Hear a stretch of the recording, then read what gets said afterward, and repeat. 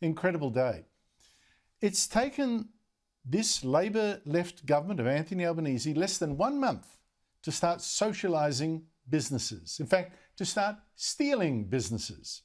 This afternoon, the Australian Energy Market Operator, backed by the Albanese government, announced it was suspending the electricity spot market in every state except Western Australia. Okay, what does that mean? Well, this government authority, AEMO, is now going to order privately owned power stations to deliver the electricity that AEMO demands at a price that AEMO has set, and if there's compensation to be paid, it will work that out too later. No more can generators refuse to sell electricity at a loss. We'll return the market to its normal state once AEMO is confident that we can operate the market again and not see generators withdraw their availability. Welcome to the green socialism of Prime Minister Anthony Albanese.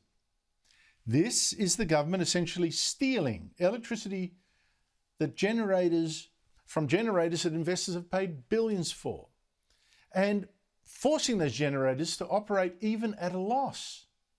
And Chris Bowen, the Energy and Climate Change Minister, he backed AEMO ahead of the announcement that you just heard that he clearly knew was coming. I've made clear to AEMO that the government supports any action that they choose to take to effectively manage the situation in the best interests of Australian consumers, whether they be big industrial consumers or residential consumers. AEMO, as the market operator, has this government's full support. They continue to actively consider their options and they will make further announcements. Now, of course, I get it. There's an electricity crisis and AEMO says this is the simplest way to make sure that enough energy is getting pumped out to avoid blackouts in states like New South Wales particularly, but also Victoria, Queensland, South Australia and the rest. But let's also remember why there is this crisis. Incredibly, a shortage of electricity in a country sitting on mountains of coal, huge supplies of gas. Yet, so short of electricity now that prices have soared, making it a luxury for the poor. We now live in a country where this single mother of four can't now afford to heat her home. Single mom with 4 kids and on Centrelink payment, so yeah. I offer him like 2-3 times hot drink, hot chocolate, tea just to keep them warm, to avoid the heat as much as I can. So, who do we blame for that woman's children shivering in an unheated room? Or for pensioners now living in freezing houses they can't afford to warm? It's governments, stupid governments. Governments which got this global warming religion of the left and deliberately destroyed coal-fired power stations. Drove them broke with global warming policies that have helped kill off 1/3 of our coal-fired stations in a decade. 1/3. And made owners of the rest realise they were throwing money away by spending millions to keep them going. And that's why so many are now breaking down or closing early.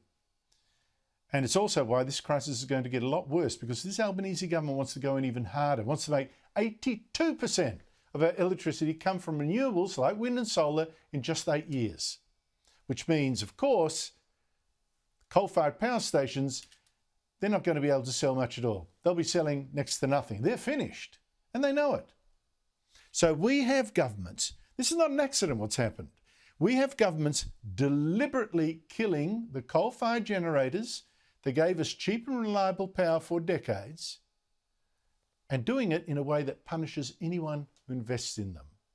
And now essentially taking over these power stations, forcing them to sell at the government's price, even if they lose money. I mean, what is this? And just imagine what signal this sends to investors looking at Australia. Should invest here, or maybe you should invest in China. Who would be a mug that invests now in anything to do with coal or gas in Australia? The things that are just keeping our lights on. You even hear the government now considering forcing gas companies to stop selling their gas overseas and make them sell more of it here for less. A lot of journalists are really for this. That's another theft. I mean, these are companies that many governments wouldn't support. Some banks wouldn't lend to. And now politicians are thinking, oh, well, maybe we'll still steal some of the gas that they themselves try to stop and actually, demonise as a danger to humanity. Global warming. But do you think Prime Minister Anthony Albanese has learned a thing from this disgraceful state of affairs? Well, absolutely not. In fact, he's promising to go in even harder on his global warming policies and is still trotting out the old green lies. The cheapest form of new energy is renewables. That is just so wrong. Wind and solar are cheaper than coal-fired power stations, only in the same way that a bike is cheaper than a truck, which is great when all you want to do is go downhill on a fine day with the wind at your back and no load to carry. But otherwise, useless.